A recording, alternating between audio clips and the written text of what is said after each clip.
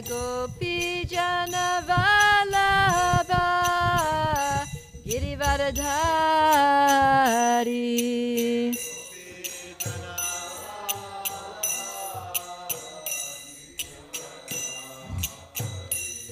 Yashodanandana Brajajana Ranjana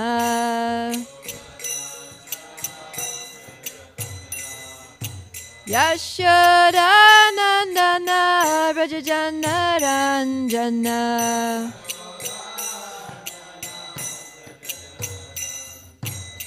Yamuna Tira Vanachari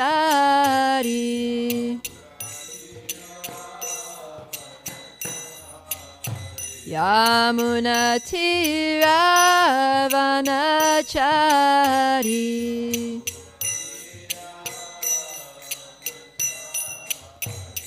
Jaya Radha Madhava Kunja Bihari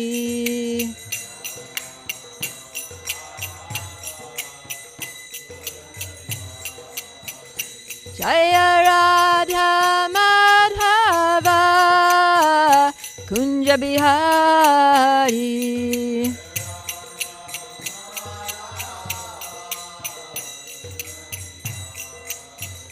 Jaya Prabhupada, Prabhupada, Prabhupada, Srila Prabhupada.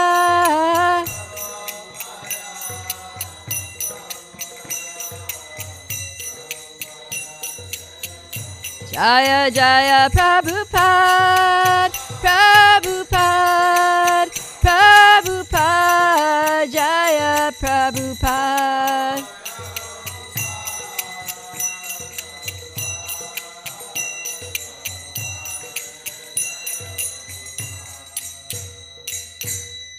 Gaura Premanandi. Om Namo Bhagavate Vasudevaya. Om Namo Bhagavate Vasudevaya. Om Namo Bhagavate Vasudevaya. Narayana Namaskritya Naram Chaiva Narottamam Devim Saraswatim Vyasam Tato Jayamudirayat Nashta Prayeshu Abhadreshu Nityam Bhagavata Sevaya Bhagavati Uttama Shloke Bhaktir Bhavati Naishtiki Om Ajnanatimirandasya Gyananjana Shalakaya Chakshurun Militandena Tasmai Shri Gurave Namaha. So welcome everyone to this morning's Srimad Bhagavatam class. Nice to have Nrsimha Rupa Prabhu back in action after recovering from the jaws of death. So today we're reading from Canto 6, Chapter 12. We're going to finish Chapter 12, which is, the title is Vritrasura's Glorious Death. So the completion of this chapter is that Vritrasura is going to actually die, finally. He's going to die his glorious death, and we're going to see the context for that. So we'll start at text 23 and go through to text 35, and we'll read the purport there at 35. Got mics? Go ahead. Hare Krishna. Sri Shukadev Goswami said, Vritrasura and King Indra spoke about devotional service, even on the battlefield. And then, as a matter of duty, they again began fighting. My dear king, both of them were great fighters and were equally powerful. This seems to be a thing, speaking about devotional service on battlefields. O Maharaj Parikshit, Vritrasura, who was completely able to subdue his enemy, took his iron club, whirled it around, aimed it at Indra, and then threw it at him with his left hand.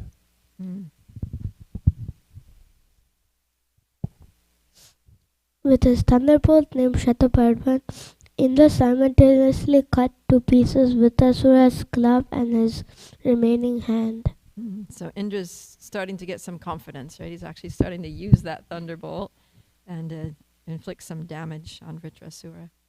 Vritrasura, bleeding profusely, his 2 arms cut off at their roots, looked very beautiful, like a flying mountain whose wings have been cut to pieces by Indra. It's interesting because even though Vritrasura is a demon, and generally demons are not very beautiful, and what to speak of having your arms cut off and bleeding, it's not usually a beautiful sight, but because Vritrasura was a devotee, then his internal beauty was coming through, his effulgence and the beauty of his character, because now he's in a position of full surrender to the Lord. That's Vritrasura was very powerful in physical strength and influence. He placed his lower jaw on the ground and his upper jaw in the sky. His mouth became very deep, like the sky itself, and his tongue resembled a large serpent. With his fearful death-like teeth, he seemed to be trying to devour the entire universe. Thus, assuming a gigantic body, the great demon Vritrasura shook even the mountains and began crushing the surface of the earth with his legs, as if he were the Himalayas walking about. He came before Indra and swallowed him, and Airavata, his carrier, just as a big python might swallow an elephant. so. He gulped up Indra as well as Airavata, his elephant. He swallowed them whole. Okay. When the demigods, along with Brahma, other Prajapatis, and other great saintly persons, saw that Indra had been swallowed by the demon, they became very morose. Alas, they lamented, "What a calamity, what a calamity." The protective armor of Narayana, which Indra possessed, was identical with Narayana himself, the Supreme Personality of Godhead. Protected by that armor and by his own mystic power, King Indra, although swallowed by Vritrasura, did not die within the demon's belly. Okay, so there's hope.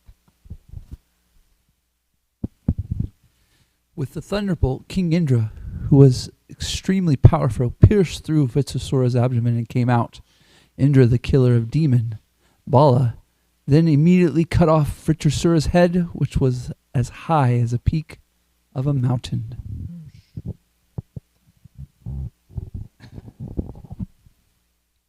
Although the thunderbolt revolved around Vritrasura's neck with great speed, separating his head from his body took 1 complete year, 360 days, the time in which the sun, moon, and other luminaries complete a northern and southern journey. Then at the suitable time for Vritrasura to be killed, his head fell to the ground. Took a whole year to get through his thick neck. When Vritrasura was killed, the Gandharvas and Siddhas in the heavenly planets beat kettle drums in jubilation. With Vedic hymns, they celebrated the prowess of Indra, the killer of Vritrasura, praising Indra and showering flowers upon him with great pleasure. O King Parikshit, subduer of enemies, the living spark then came forth from Vritrasura's body and returned home back to Godhead. While all the demigods looked on, he entered the transcendental world to become an associate of Lord Sankarshan. Jai. So that's the last verse of this chapter. We'll go back and recite the Sanskrit for that one.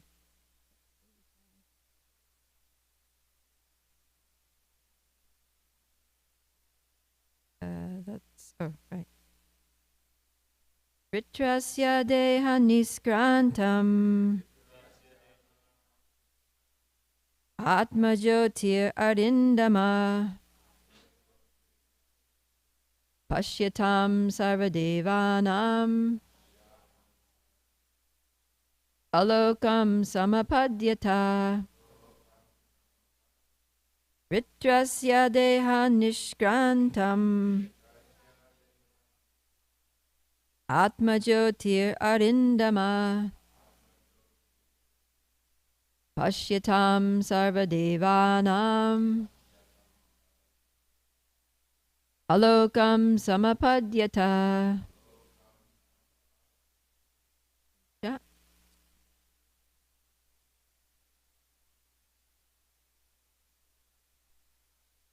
Vitrasya deha niskrantam atma jyotir arindama Pashyatam sarvadevanam alokam samapadyata. Vitrasya deha nishkrantam atma jyotir arindama Pashyatam sarvadevanam alokam samapadyata. Vistrasya deha niskrantam atma jyotir arindama Pashyatam sarvadevanam alokam samapadyata. All right, let's do the word for word together. Vritrasya of Vritrasura, dehat from the body, nishkrantam coming out, atma jyoti the spirit soul which was as brilliant as the effulgence of Brahman, arimdama O King Parikshit, subduer of enemies, pashyatam we're watching, sarvadevanam while all the demigods, alokam the supreme abode filled with the Brahman effulgence, samapadyata achieved. Translation and purport by His Divine Grace A.C. Bhaktivedanta Swami Srila Prabhupada Ki Jai. O King Parikshit, subduer of enemies, the living spark then came forth from Vritrasura's body and returned home back to Godhead. While all the demigods looked on, he entered the transcendental world to become an associate of Lord Sankarshan. So Vritrasura went back home, back to Godhead. Ki Jai. Purport. Srila Vishwanath Chakravarti Thakur explains that Indra, not Vritrasura, was actually killed. He says that when Vritrasura swallowed King Indra and his carrier, the elephant, he thought, "Now I have killed Indra, and therefore there is no more need of fighting. Now let me return home back to Godhead." Thus he stopped all his bodily activities and became situated in trance. Taking advantage of the silence of Vritrasura's body, Indra pierced the demon's abdomen, and because of Vritrasura's trance, Indra was able to come out.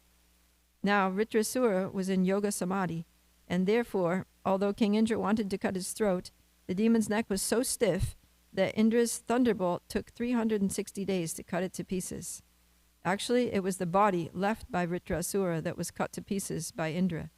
Vritrasura himself was not killed. In his original consciousness, Vritrasura returned home back to Godhead to become an associate of Lord Sankarshan. Here the word alokam means the transcendental world Vaikuntha, where Sankarshan eternally resides. Thus end the Bhaktivedanta purports of the 6th canto, 12th chapter of Srimad Bhagavatam entitled Vritrasura's Glorious Death. Right. So, so this is very interesting because there's this battle that's been going on throughout this chapter, and we're hearing that Indra got this weapon made by the bones of the Dichi Muni that was capable of killing Vritrasura. But now we're learning that actually when it came time for killing Vritrasura, Indra didn't actually kill Vritrasura, that Vritrasura left his body by his own sweet will. So this is actually the prerogative of a pure devotee, that a pure devotee can leave the body at will. And we see some examples of that, right? Like Grandfather Bhishma Dev, he could choose the time of his death, and so he was lying there on the battlefield of Kurukshetra, pierced by so many arrows. I don't know. Hare Krishna, yeah. Pierced by arrows, and it wasn't until the time was right that he decided to actually leave. And I think it was mentioned here in one of the verses that, says that then at a suitable time for Vritrasura to be killed, his head fell to the ground. But even then, Vritrasura had already left at a previous suitable time of his choice. So, yeah, Prabhupada is quoting Vishwanath Chakravarti Thakur's commentary on this verse and this event. So I looked up Vishwanath Chakravarti Thakur's commentary there in the Acharya's commentaries. And so he comments that when Vritrasura swallowed Indra, he was thinking, he kind of became a little hopeless in one sense, because he was like, come on, kill me. I'm supposed to be killed and I want to be killed because this is my ticket back to Godhead. So after swallowing Indra, he was like, he became hopeless, like, well, he's not going to be able to kill me because he's like in here. He's incapacitated. And so I had better just leave. So then by his, yogic powers, he thought, I'll just use my yogic powers and I'll just leave my body and rejoin my Lord. He was eager to be by the side of the Supreme Personality of Godhead. So then he just entered into samadhi and he summoned his mystic yogic powers, and he, by the strength of yoga, he pushed the soul. He pushed his soul out of his body. And this all happened while the demigods were looking on. So it says here, Pashyatan Sarvadevanam, that the demigods actually saw Vritrasura's soul, the soul of Vritrasura, leaving that body and shooting off to Vaikuntha. So that must have been quite a sight. And yet the weapon kept, I imagine it going around and around, his neck, trying to gradually sever it from his body. And it took so long because Vritrasura, one, he was gigantic because he'd assumed that huge form, and two, because he was already dead. So then rigor mortis sets in, the body becomes stiff and hard, and the weapon was struggling to get through. So, yeah, so there's many interesting things here in this section about Vritrasura's glorious death. And I was thinking that Vritrasura, even though he was a demon, he achieved the perfection of life. And if we go back to the very beginning of Srimad Bhagavatam in the first canto, where Parikshit Maharaj has been cursed to die, and he's thinking, what is a glorious death? Because everybody wants to die a glorious death. So especially a person who's lived a glorious life, right? Like Maharaj Parikshit, he was a king, he was a devotee, he was so glorious. And he's thinking, now I need to die, and I want to die a glorious death. So how do I do that? What is the duty? What is the process for perfecting this life? And so in the end of Canto 1, Chapter 19, which is the last verses of Canto 1, he says, what is the way of perfection for all people, and especially those about to die? So how do I perfect? How do I bring about for myself the perfect death, which will be the perfect the culmination of a perfect life? And he goes on, what should a person hear, chant, remember, and worship? So specifically what to do. And he also asks, and what should one not do? Right? So then Shukadeva Goswami answers in the next canto, in the beginning of the next canto, he says, Etavan Sankhya Yoga Abhyam Swadharma Parinishtaya Janmalabha Parapumsam Ante Narayana Smriti. It says, the highest perfection of human life, whether it's achieved by knowledge of matter and spirit, by practice of mystic powers, or by perfect discharge of occupational duties, is to remember the Supreme Personality of Godhead at the end of life. Ante means the end, and then Narayan means the Lord, Lord Narayan or Krishna, and Smriti means to remember. So he's saying that somehow or other, whatever works for you, right? But somehow or other, remember Krishna. And Rupa Goswami says the same thing in Bhakti Rasamrita Sindhu. He says, Yena tena prakarena mana Krishna niveshayat. That somehow or other.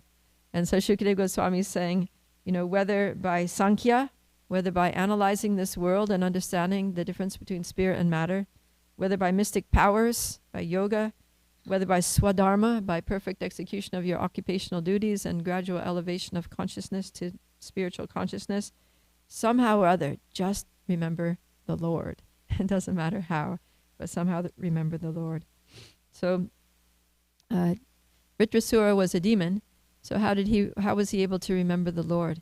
Well, we're going to hear about his backstory in the forthcoming chapters.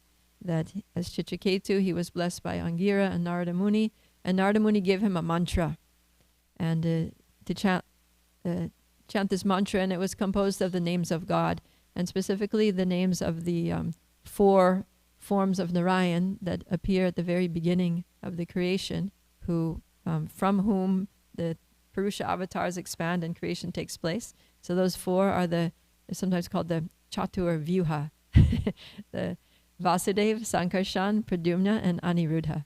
So he was chanting a mantra of those 4 names of the Lord, and so after a short time, actually, because he was very focused, very concentrated and attentive in his chanting, after a very short time, then one of those 4 personalities, Sankarshan, Lord Sankarshan, appeared to him. And so he got this beautiful darshan of the Lord, the personal form of the Lord.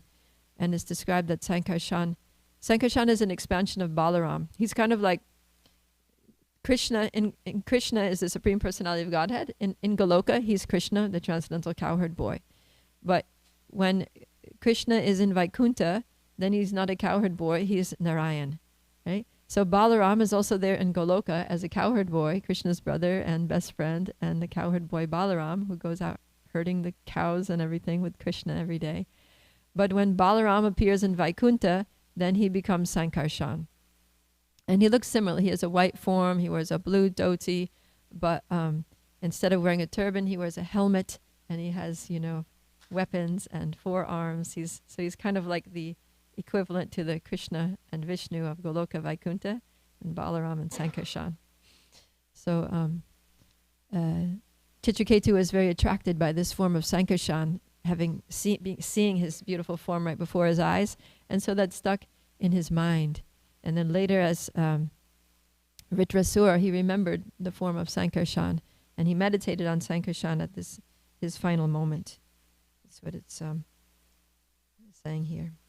Yeah, and so he was, because he had the darshan, because he had a affection for the Lord and appreciation for the Lord and desire to serve the Lord, he was eager to get back to him. He didn't want to prolong things.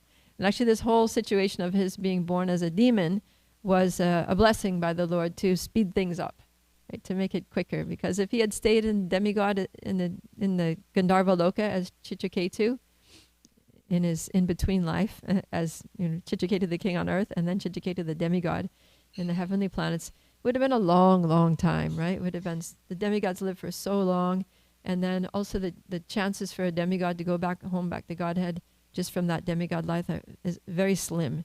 It's very unlikely. They usually have to come to birth and then perform bhakti yoga and all this. So the Lord gave him a benediction of being cursed. So Parvati's curse was a blessing, as are most blessings of great sages. They actually benefit the person who's cursed.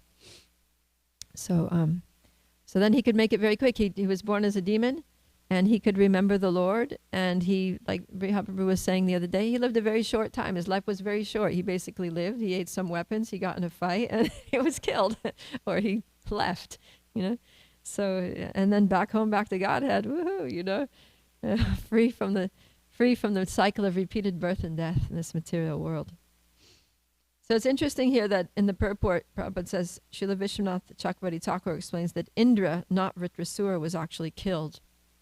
So in what sense was Indra killed? Because we don't see him being killed. We see him winning and living on, and being reinstated as a king of heaven in all of his glory.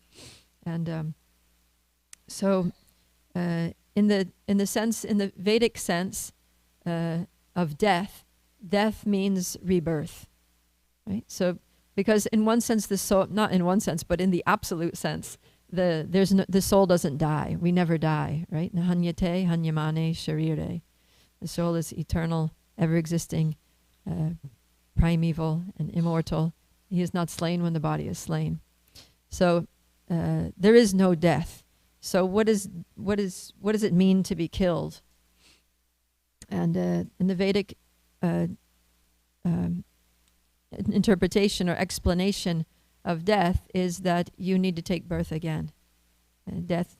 So because Indra lived, he wasn't killed in the battle, and he continued living as a demigod, then he was going to have to leave his body and take birth again, which means that he would be killed. So basically, the fact that Indra wasn't killed means that he was killed. The fact that he didn't die that glorious death and go back to Godhead means that he was killed, because he's going to have to actually die, because he's going to have to take birth again. So, yeah. So there are some verses in Bhagavatam that say, like, for example, Ayur Harati Vai Pumsam Udyan Astan Chayan Aso Tasyarte Kshana, what is it? Kshana, Tasyarte, huh? Say louder. Tasyart, yeah, the last line is Uttama Shloka Vartaya, but the middle line is Tasyarte Yat Shana Nita, yeah. Uttama Shloka Vartaya says that as the rising, with every rising and setting of the sun, the duration of life of everyone is diminished, except for those who are always engaged in hearing the topics of the Lord. So what does that mean, right? How is it that the sun, the passing of the days and nights, is not decreasing the span of life of a devotee, of someone who's always hearing about Krishna? Because person who's always hearing about Krishna is not going to die. Right? Why? Because they're going to go back home, back to Godhead. Whereas anybody else is going to have to take birth again, which means that their duration of life is diminishing, because they're going to have to die. So this is kind of the Vedic concept of death, that death means that you're going to have to take birth again, and if you don't have to take birth again, then you don't have to die. So this, in this sense, that Indra is killed and Vritrasura is not killed, although it looks like the other way around. So it's very interesting perspective on these things. So one very important lesson that we learn here from this pastime of Vritrasura is that there's no impediment to pure devotional service. Because Vritrasura, he's born as a demon. You know, he doesn't have a nice devotee mother and father. He didn't go to Gurukul. He didn't study Bhagavad Gita. His life as Vritrasura, he didn't, chant any mantras. But still he went back to Godhead. Because internally, he was remembering the Lord, because he had that training in previous lifetimes. So it doesn't matter, what family we're born in, what country we're born in, what our gender, our age, or anything. The only thing that matters is our consciousness. We can be Krishna, and there's no material impediment to bhakti. We just need to think of Krishna. And so Vritrasura was able to do that by the mercy of the Lord. And he meditated on Sankarshan.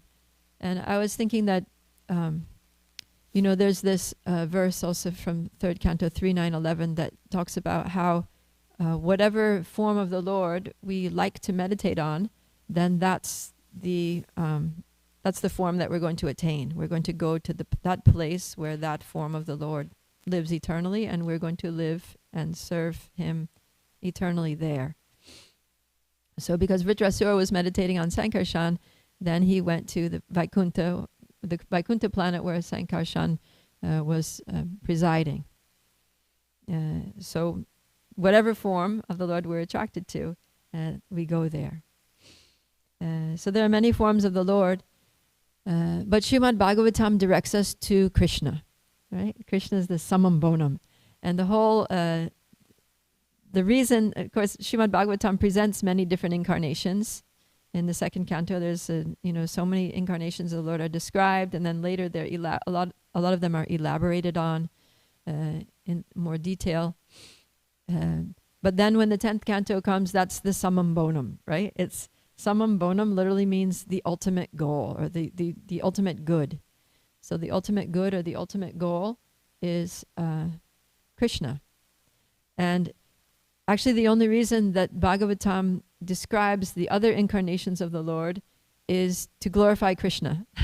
that all these incarnations are just portions or plenary portions of Krishna, but Krishna is the Supreme Personality of Godhead, and it just adds to his glories, right? It's just like if a parent has really nice children, then that adds to the glories of the parent, right? Or if somebody has, has written a lot of books, or, constructed amazing things, many accomplishments in this world. So they add to the person's glories. So in the same way, the fact that Krishna has many incarnations and expansions, those are just all, like he says in Bhagavad Gita, that all these wonderful manifestations are just a spark of, each one is just a spark of my splendor. So each incarnation is just a spark of Krishna's splendor. And the more we know about Krishna and his incarnations, the more we can appreciate how great and how wonderful Krishna is, how inconceivably potent he is. So, and Krishna says this in Bhagavad Gita 18:65, where he says, Manmana bhava madbhakto madhyaji mam namaskuru mame vaishyasi satyante pratijane priyosime. He says, always think of me, become my devotee, worship me, offer your obeisances to me, and thus you will come to me without fail. I promise you this because you're my very dear friend. So, and in the purport there, it's very interesting. It's one of probably my favorite purport in the Bhagavad Gita, because Srila Prabhupada really focuses. Do we have it here?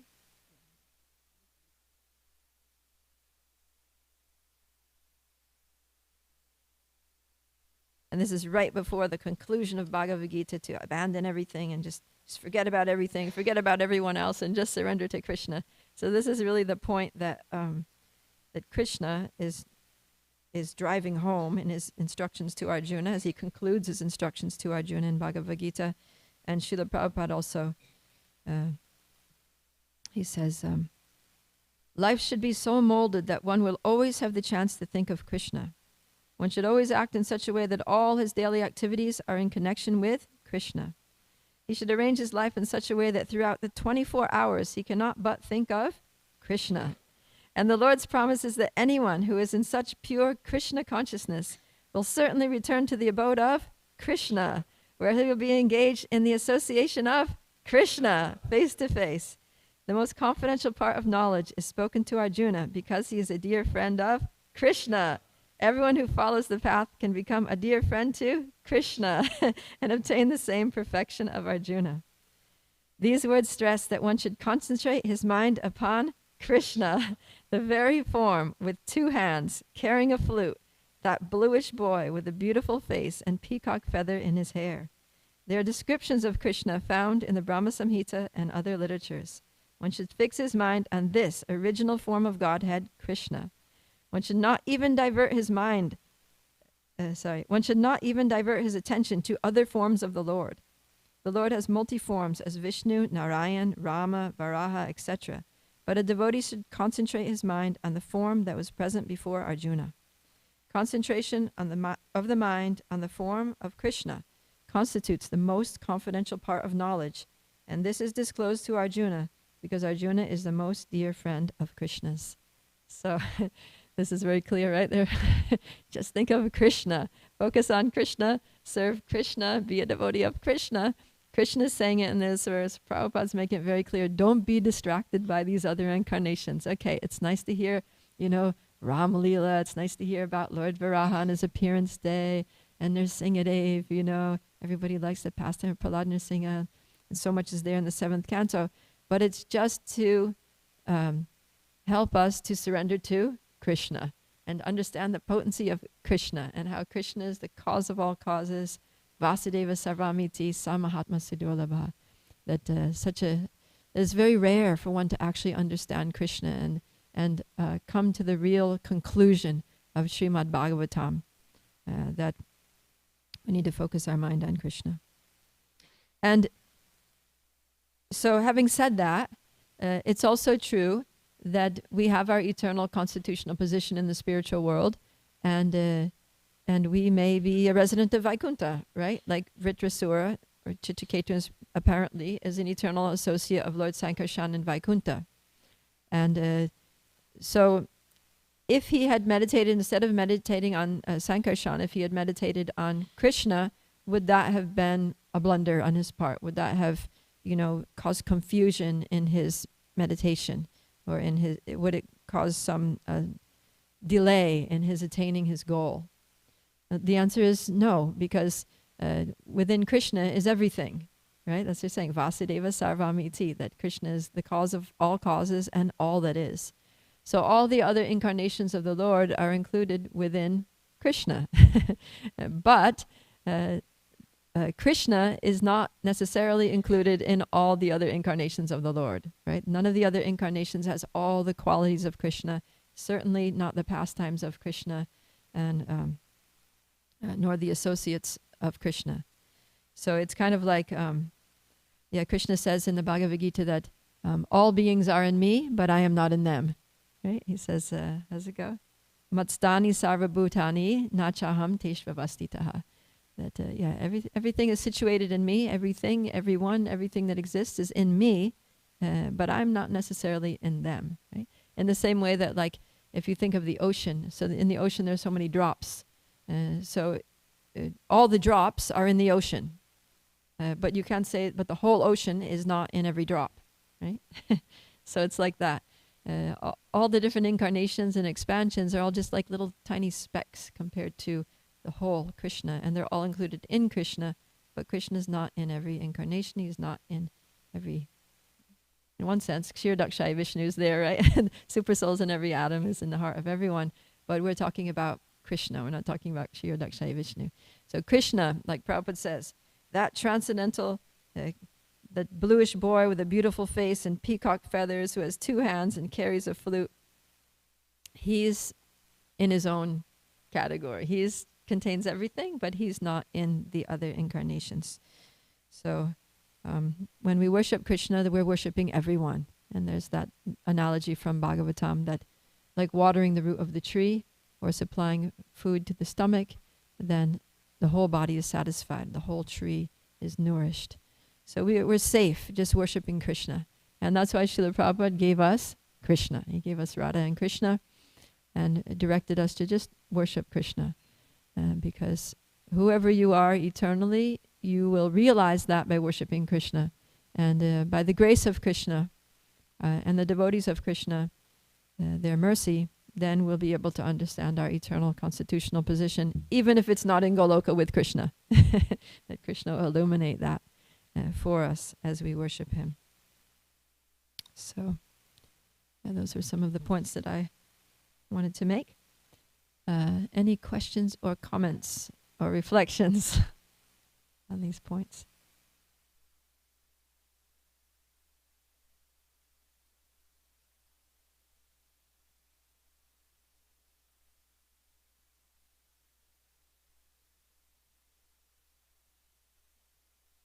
Hare Krishna. I'm wondering about this last point of by serving Krishna, we automatically please everyone. I've never understood this. So, like, we're sitting here and serving Krishna by discussing his pastimes. How are people in the neighborhood, pleased? Maybe I'm thinking of it in a very limited way, but can you help me understand? Yeah. I mean, they may not know that they're pleased, but they're actually being benefited. Right? Everyone in the neighborhood, everyone in the world, everyone in the universe is getting spiritual benefit by us sitting here hearing Srimad Bhagavatam. Right? So there's so many examples of that one person's devotional service brings about good for everyone. Or conversely, one person's demoniac activities bring about bad consequences for everyone. Right? Like when Vena was the king, then it was a terrible condition for everyone on the planet. The earth refused to produce food. There was scarcity. There was fear. The Brahmins weren't able to perform their sacrifices properly. The demigods were being aloof. They didn't want to get anywhere near it. And so everything became inauspicious, and the blessings of higher beings were lacking, and even the earth was not cooperating, and the basic necessities of life were not there because of one person's of course, he was the king, but still, it was one person, his demoniac behavior. It was creating like a collective karma situation for everyone. And then afterwards, when the Brahmins put an end to Vena, and they ushered in the reign of Prithu Maharaj, then the whole thing changed, because Prithu Maharaj was a devotee. So now the earth was like, wow, a devotee king. Now we want to we want to support him, and we want to support the praja under his rule and make everybody happy. So then the earth started producing in abundance. There was so much prosperity. The weather was good. The climate became, very regulated. There was, it would rain, a nice, peaceful, gentle rain every night, beautiful sunshine during the day, which was ideal for agricultural production. And everything just became auspicious. The sacrifices were going on. The demigods were pleased. They were bestowing all benedictions and necessities for human beings. So, like that. So people may not realize how much devotees chanting Hare Krishna in their neighborhood or hearing Bhagavatam and doing so many services, worshipping the deity, the presence of the deity, how much that's benefiting them. But it's having huge consequences, like beneficial consequences. Yeah. And one day people may they may appreciate it. Like we can see, just even materially speaking, the quality of living in the neighborhood has risen since the temple was established here, and more devotees have moved into the neighborhood. So quality of life has gone up. The neighborhood has become safer. It's become beautified. It's become more peaceful, better place to live. So like that, people are benefiting. Yeah. I'm thinking of the example you gave is striking, that Prithu Maharaj, he was a king, and his devotional service profoundly impacted the whole planet. Mm. My challenge is understanding how someone who's not recognized in society can make much of a difference. So I like your point that the neighborhood we've seen around here improves. But this reminds me of the point that Hridayananda Maharaj often talks about, is agyata sukriti, how we rely too much on this. Mm-hmm. And we might get a little lazy. Like, we're here chanting Hare Krishna, so the whole world benefits, and we just kick back on that. And forgetting that Srila Prabhupada, he went and met world leaders, and he wanted to give his books to world leaders. He wanted to revolutionize the whole planet like Prithu Maharaj did. Yeah. So we can't be lazy in the name of, my bhakti, it benefits the whole universe. Thanks for bringing up that point about Prithu Maharaj. Yeah, so it's both things, that our bhakti does benefit the whole universe, but also we can directly benefit people by talking to them, telling them about Krishna, inviting to our programs, inviting them to eat at Kalachandji's. Sometimes devotees will go door to door, distribute cookies and things like that, right? To try to give people association, give them mercy in whatever way, shape, or form they will accept. So like that, both things. But I just remembered also that the Bhagavatam starts with the sages of Naimisharanya performing 1,000-year sacrifice for what? The benefit of humanity, because they know that Kali Yuga is coming and they want to help the world. They want to do good for the world. So they're doing a yagya to benefit humanity. So when we do Sankirtan Yagya, that's benefiting humanity. Yeah. Okay, any other thoughts about Ritrasur? Yes. This question reminded me of the verse, the Swastyastu Vishvashakala Prasidatam. It was really, so I just was reading a little bit. Go ahead and say the translation for those who don't know. Translation: May there be good fortune throughout the universe, and may all envious persons be pacified. May all living entities become calm by practicing bhakti yoga, for by accepting devotional service, they will think of each other's welfare. Therefore, let us all engage in the service of the Supreme Transcendence, Lord Shri Krishna, and always remain absorbed in thought of Him. Mm. And it's really nice in the purport. Prabhupada talks about the qualities of a Vaishnava, but I think it's exactly what you're saying, that by practicing it, we naturally become compassionate. We naturally think of others also. Yeah. So it's not just I'm worshiping Krishna, so I just don't need to do anything else. But naturally the tendency becomes awakened within us to share that with others and be compassionate and bring it out. So, Yeah. And we see in that verse that Prahlad Maharaj is praying for the benefit of envious people, right? Dear Lord, may all envious people be pacified. So we can also pray for people out there who are envious and demoniac, materialistic, and we can pray for their benefit. May they become peaceful. May they find shelter in you. May they take steps forward in their Krishna consciousness. Right? That's another way we can help. I'm thinking that this is highlighting the difference in my mind between Kanishta, the first level devotee, and a Madhyama devotee, is that a Kanishta devotee will get proud that, oh, my bhakti benefits the whole universe, so I'm going to sit here and it's self-absorbed. But as Nrsinga Rupa Prabhu was pointing out, there's a level of compassion that one develops as one advances, and I want to help others. I want to benefit others by this practice. So, yeah, we need to develop compassion in order to properly understand the teachings of Srimad Bhagavatam. Yeah, and I mean, if a person is thinking, oh, the world is benefiting by my bhakti, so I'm going to do 64 rounds a day or something, then they might also think that, well, the world is benefiting a little bit by my bhakti because I'm one person performing bhakti. But imagine if there were millions of people performing bhakti and chanting 64 rounds a day. So let me get more people to practice bhakti so that, we kind of like start tipping the scales here by the force of everyone's bhakti. Because that's also true, right? The more people are doing it, the more impact it's going to have. And Prabhupada said that if even 1% of the world's population becomes Krishna conscious, the whole situation of the planet will change. Just had his hand up, and then Nandabraja. Yeah. I do think it is sweet to say that I'm, practicing bhakti for helping other people.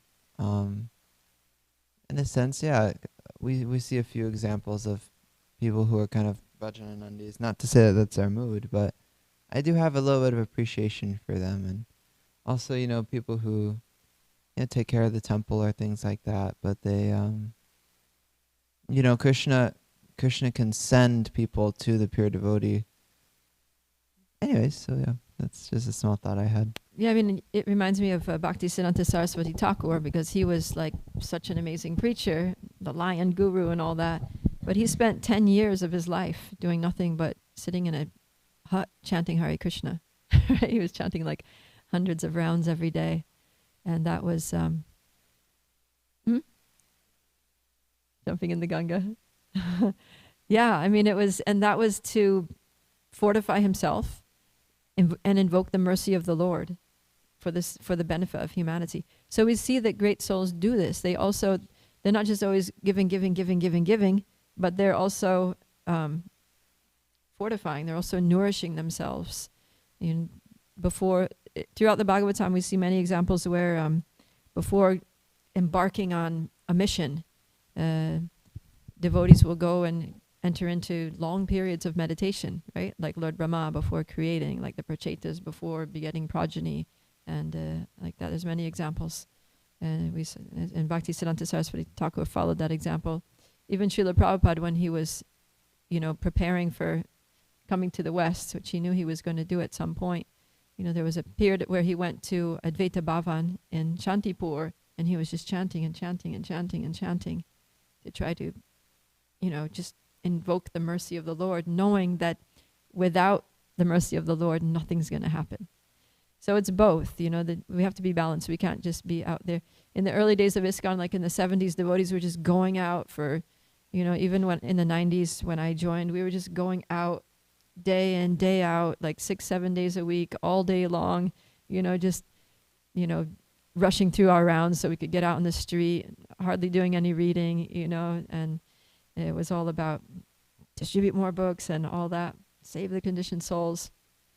But like, where are they all now? Like, where is my generation? It's like most of them didn't make it because they weren't nourishing themselves. So the balance has to be there, that we're doing our devotional practices for the benefit of that it's for our benefit and it's for the benefit of the world. And we're going out and giving Krishna consciousness to others, and that's also for our benefit and the benefit of the world. But if we do only one and not the other, it's not going to be for our benefit. It's not going to, in the long term, we're going to be missing, there's a missing piece, and the whole thing's going to fall apart. Right? So we need to be balanced in those. Okay, Nandabraja. You pretty much said what I was going to say. Oh, sorry. No, don't be sorry.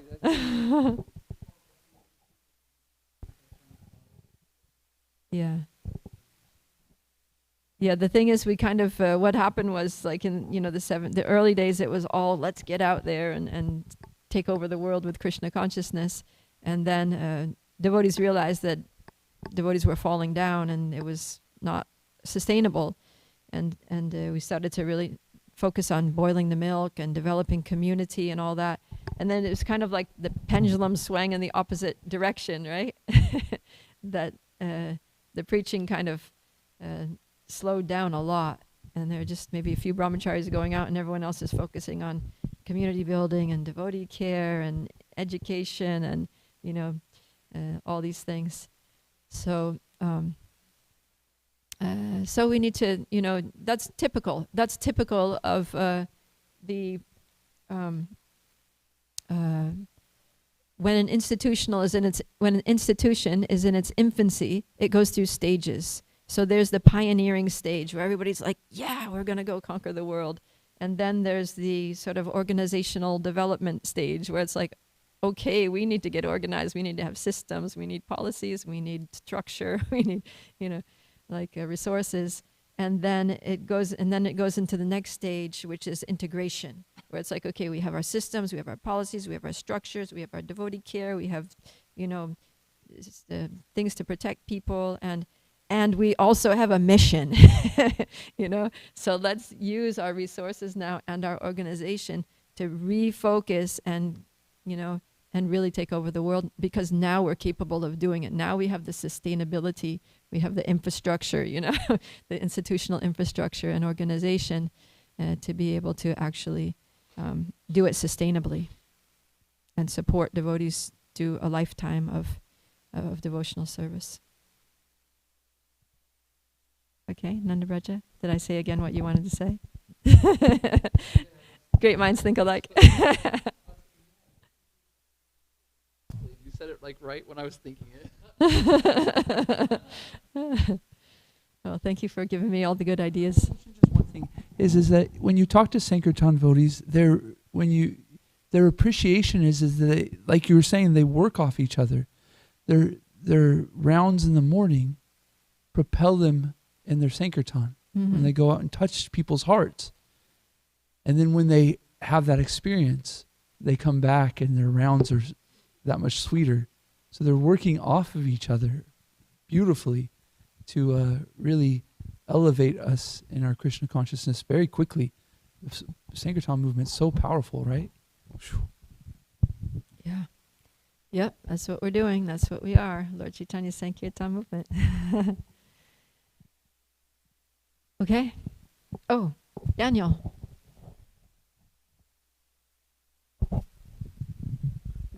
Thank you for this class. Your instruction is extremely valuable.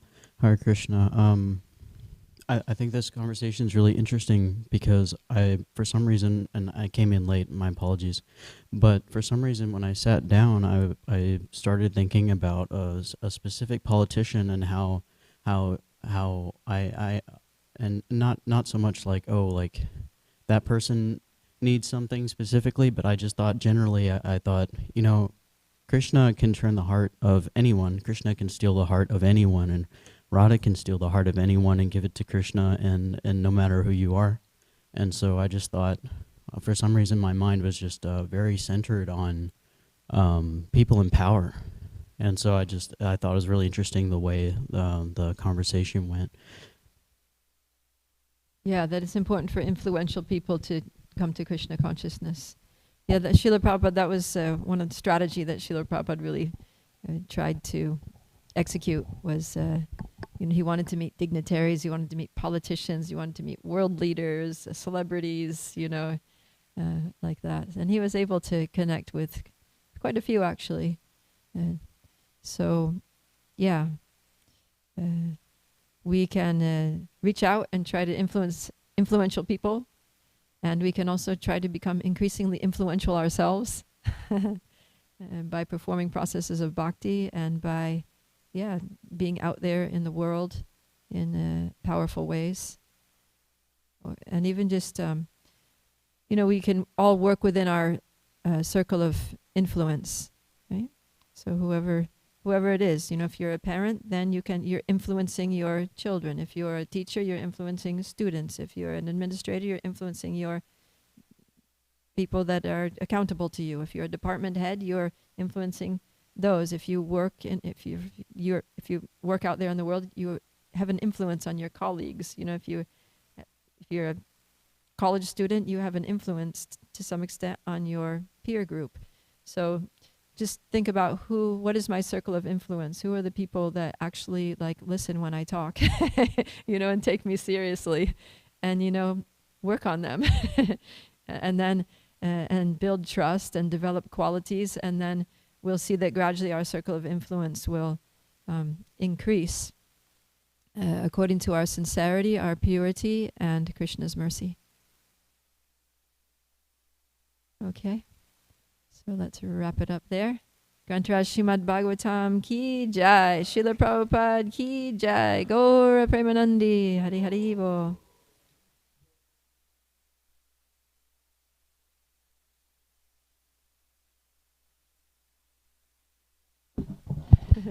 Hare Krishna. I just want to take a quick moment before we all leave today's a special day. I want to wish a very happy birthday to our dear Dustin Prabhu. Hari Bo. He's 26 years young and praying for many more happy, healthy years in Krishna consciousness, and we're very grateful for your association, Dustin. It's so wonderful to have you in our community. Thank you so much. Dustin Prabhu ki jai.